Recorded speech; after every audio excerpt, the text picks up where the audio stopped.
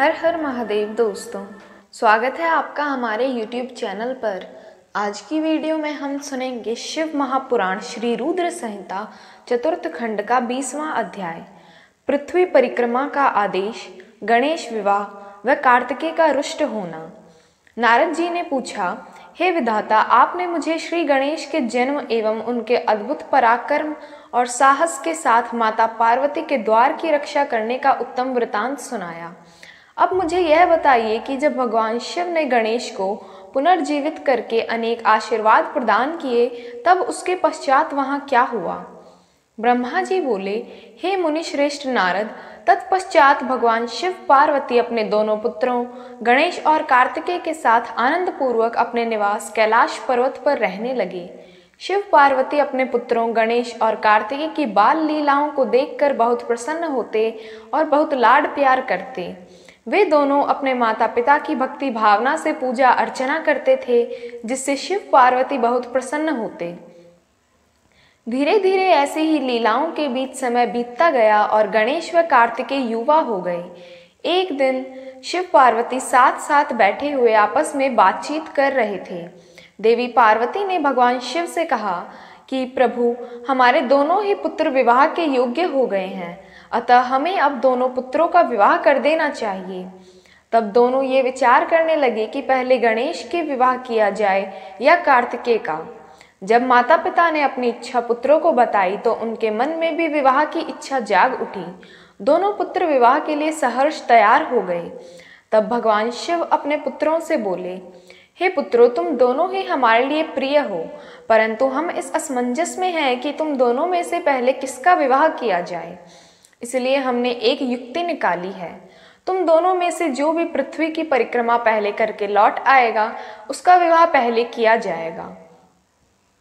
अपने पिता के ये वचन सुनकर कुमार कार्तिकेय तुरंत अपने वाहन पर सवार होकर यथाशीघ्र पृथ्वी की परिक्रमा करने हेतु माता पिता की आज्ञा लेकर निकल पड़े, परंतु श्री गणेश वहीं यथावत खड़े होकर कुछ सोचने लगे। तत्पश्चात उन्होंने घर के अंदर जाकर स्नान किया और पुनः माता पिता के पास आए और बोले, आप दोनों मेरे द्वारा लगाए गए इस आसन को ग्रहण कीजिए, मैं आप दोनों की परिक्रमा करना चाहता हूँ। तब भगवान शिव और देवी पार्वती ने हर्षपूर्वक आसन ग्रहण कर लिया। शिव पार्वती के आसन पर बैठ जाने के पश्चात गणेश ने उन्हें हाथ जोड़कर बारंबार प्रणाम किया और उनकी विधि विधान से पूजा अर्चना की। पूजा करने के बाद उन्होंने भक्ति भाव से उनकी 7 बार परिक्रमा की। माता पिता की 7 बार परिक्रमा करने के पश्चात गणेश हाथ जोड़कर प्रभु के सामने खड़े हो गए और उनकी स्तुति करते हुए बोले, आपकी आज्ञा को मैंने पूरा किया है, अब आप यथाशीघ्र मेरा विवाह संपन्न कराएं। यह सुनकर शिव पार्वती ने गणेश से पृथ्वी की परिक्रमा कर आने के लिए कहा। उन्होंने कहा कि जिस प्रकार कार्तिकेय पृथ्वी की परिक्रमा करने गए हैं, तुम भी जाओ और उससे पहले लौट आओ, तभी तुम्हारा विवाह पहले हो सकता है। शिव शिवा के ये वचन सुनकर गणेश बोले, आप दोनों तो महाबुद्धिमान हैं, आपके ज्ञान की कोई सीमा नहीं है, आप धर्म और शास्त्रों में पारंगत हैं। मैं तो आपकी आज्ञा के अनुरूप पृथ्वी की परिक्रमा एक बार नहीं बल्कि 7 बार कर आया हूँ। यह सुनकर शिव पार्वती बड़े आश्चर्यचकित होकर बोले कि हे पुत्र, तुम इतनी विशाल 7 द्वीप वाली समुद्र, पर्वत और काननों से युक्त पृथ्वी की परिक्रमा कब कर आए? तुम तो यहाँ से कहीं गए भी नहीं। भगवान शिव और देवी पार्वती के इस प्रकार किए गए प्रश्न को सुनकर बुद्धिमान गणेश जी बोले, मैंने आप दोनों की पूजा करके आपकी 7 बार परिक्रमा कर ली है। इस प्रकार मेरे द्वारा पृथ्वी की परिक्रमा पूरी हो गई है। वेदों में इस बात का वर्णन है कि अपने माता पिता की श्रद्धा भाव से पूजा करने के पश्चात उनकी परिक्रमा करने से पृथ्वी की परिक्रमा का पुण्य फल प्राप्त होता है। माता पिता के चरणों की धूल ही पुत्र के लिए महान तीर्थ है। वेद शास्त्र इसको प्रमाणित करते हैं, फिर आप क्यों इस बात को मानने से इनकार कर रहे हैं? हे पिताश्री, आप तो सर्वेश्वर हैं, निर्गुण निराकार पर ब्रह्म ईश्वर हैं। भला आप कैसे मेरे वचनों को झुठला सकते हैं? कृपा कर बताइए कि शास्त्रों के अनुसार क्या मैं गलत हूँ? इस प्रकार गणेश जी के वचन सुनकर शिव पार्वती अत्यंत आश्चर्यचकित हुए। अपने पुत्र गणेश को वेदों और शास्त्रों का ज्ञाता जानकर उनकी प्रसन्नता की कोई सीमा न रही। तब मुस्कुराते हुए भगवान शिव पार्वती बोले, हे प्रिय पुत्र, तुम बलवान और साहसी होने के साथ साथ परम बुद्धिमान भी हो। यह सत्य है कि जिसके पास बुद्धि बल है वही बलशाली भी है। बिना बुद्धि के बल का प्रयोग भी संभव नहीं है। बुद्धिहीन मनुष्य संकट में फंस जाने पर बलशाली होने के बावजूद भी मुक्त नहीं हो सकता। वेद शास्त्र और पुराण यही बताते हैं कि माँ बाप का स्थान सबसे ऊपर होता है। उनके चरणों में ही स्वर्ग है। अपने माता पिता की आज्ञा पालन करना ही पुत्र का एकमात्र धर्म है। उनकी परिक्रमा पृथ्वी की परिक्रमा से भी बढ़कर है। अतः तुम्हारी बात सर्वथा सत्य है। तुमने कार्तिकेय से पहले ही पृथ्वी की परिक्रमा पूर्ण कर ली है। अतः हमें तुम्हारा विवाह सबसे पहले और शीघ्र ही करना है। जब भगवान शिव और पार्वती ने गणेश की बात का समर्थन कर उसे स्वीकार कर लिया, तब गिरिराज नंदन प्रसन्न हो गए और अपने माता पिता को प्रणाम करके वहां से चले गए। महादेव जी अपनी प्रिय पार्वती जी के साथ बैठकर इस चिंता में डूब गए कि हम विवाह के लिए वधू की खोज कहाँ करें। तब वे इस प्रकार विचार कर रहे थे, तभी प्रजापति विश्वरूप कैलाश पर्वत पर पधारे और उन्होंने भक्ति भाव से शिव शिवा को नमस्कार कर उनकी स्तुति की। जब महादेव जी ने उनसे कैलाश आगमन का कारण जानना चाहा, तब प्रसन्न हृदय से विश्वरूप जी ने कहा, हे भगवान, मैं आपके पास अपनी 2 पुत्रियां सिद्धि और बुद्धि के विवाह का प्रस्ताव लेकर आया हूँ। प्रभु, सिद्धि और बुद्धि सुंदर और सर्वगुण संपन्न हैं। मैं उनका विवाह आपके पुत्र से करना चाहता हूँ। प्रजापति विश्वरूप के वचन सुनकर भगवान शिव और देवी पार्वती बहुत हर्षित हुए और उन्होंने उनका विवाह प्रस्ताव स्वीकार कर लिया।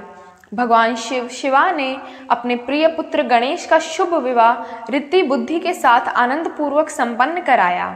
इस शुभ अवसर पर सब देवता हर्षपूर्वक सम्मिलित हुए। उन्होंने गणेश को सप्तनीक ढेरों आशीर्वाद और शुभाशीष प्रदान किए और अपने अपने स्थान पर लौट गए। तत्पश्चात श्री गणेश अपनी दोनों पत्नियों के साथ आनंद पूर्वक विहार करने लगे। काफी समय व्यतीत हो जाने के पश्चात उनके 2 पुत्र उत्पन्न हुए। सिद्धि से उत्पन्न पुत्र का नाम शुभ तथा बुद्धि से उत्पन्न पुत्र का नाम लाभ रखा गया। इस प्रकार श्री गणेश अपनी दोनों पत्नियों और पुत्रों के साथ आनंद पूर्वक रहने लगे। जब श्री गणेश को सुख पूर्वक अपना जीवन व्यतीत करते हुए काफी समय बीत गया, तब कुमार कार्तिकेय पृथ्वी की परिक्रमा पूरी करके लौट आए। वे घर पहुंचने ही वाले थे कि रास्ते में ही उनकी भेंट नारद तुमसे हो गई। तब तुमने कार्तिकेय से कहा कि तुम्हारे माता पिता ने तुमसे सौतेला व्यवहार किया है। तुम्हें पृथ्वी की परिक्रमा पर भेजकर तुम्हारे भाई गणेश का 2 सुंदर कन्याओं से विवाह कर दिया है। अब तो उनके 2 पुत्र भी हो चुके हैं और वे आनंद पूर्वक अपना जीवन सुख से बिता रहे हैं। यह तुम्हारे माता पिता ने अच्छा नहीं किया। नारद, तुम्हारी ऐसी बातें सुनकर कार्तिकेय क्रोध में भर गए। वे अत्यंत व्याकुल होकर अति शीघ्र घर पहुंचे। क्रोध के कारण उनका मुख लाल हो गया था। कैलाश पर्वत पर पहुंचकर उन्होंने अपने माता पिता को हाथ जोड़कर प्रणाम किया। तत्पश्चात उन्होंने अपने माता पिता से इस विषय में अपनी नाराजगी प्रकट की।